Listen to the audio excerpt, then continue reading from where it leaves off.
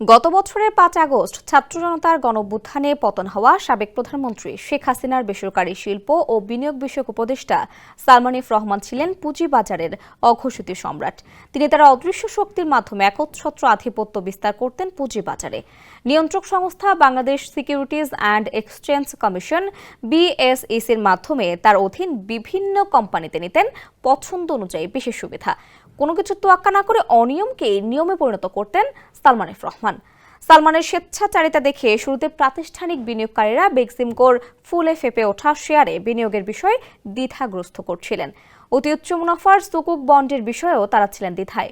অভিযোগ রয়েছে, এসব বিনিয়োগকারীর অনেককেই সুকুক কিনতে চাপ দেওয়া হয়। একই সঙ্গে বাংলাদেশ ব্যাংক ও BSECর মাধ্যমে ব্যাংকগুলোকেও চাপ দিয়ে সুকুক বন্ড কিনতে বাধ্য করতেন সালমান। বীর সাহাবীর প্রতিবেদনে বিস্তারিত জানাচ্ছেন সঞ্জিদ ইসলাম। RICL TMX, যুগের পর যুগ স্থাপনা থাকে মজবুত।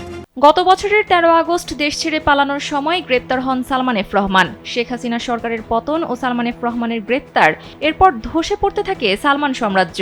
শ্রমিক অসন্তোষ, কারখানা বন্ধ থেকে শুরু করে কর্মী ছাঁটাই, ভরাডুবির কোনো কিছুই আর বাদ যায়নি। তবে যে পুঁজিবাজারের মাধ্যমে তিনি তার কোম্পানিগুলোতে বিশেষ সুবিধা দিয়ে ফুলিয়ে ফাঁপিয়ে বড় করে তুলেছিলেন, দিন শেষে সেই কোম্পানিগুলোই এখন অতল গহ্বরে ডুবে যাচ্ছে। বিশাল অঙ্কের ব্যাংক ঋণের পাশাপাশি লোকসান গুনছে কোম্পানিগুলো। রাজনৈতিক প্রভাব কাজে লাগিয়ে সালমান এফ রহমানের বেক্সিমকো গ্রুপ 2021 থেকে 2023 সালের মধ্যে বিভিন্ন বন্ড ইস্যুর মাধ্যমে বাজার থেকে প্রায় 1000 কোটি টাকা সংগ্রহ করে।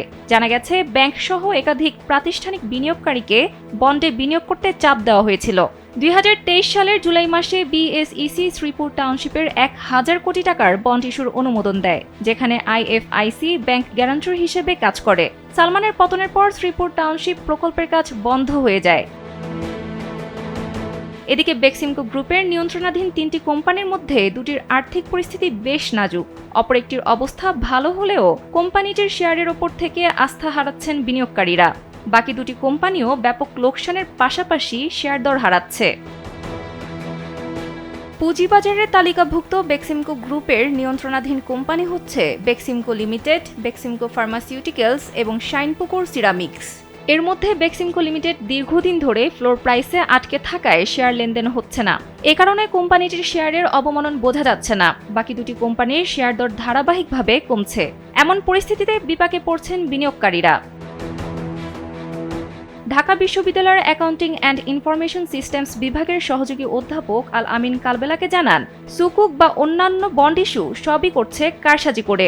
বেক্সিমকোর ব্যাংকের যে খেলাপি ঋণের পরিমাণ সেটা আরও অনেক বেশি। জানা গেছে, শুধু জনতা ব্যাংকে বেক্সিমকোর খেলাপি ঋণের পরিমাণ 20,000 কোটি টাকার বেশি। সবকিছুই তারা করেছে রাজনৈতিক হস্তক্ষেপের মাধ্যমে। সঞ্জিদ ইসলাম, কালবেলা।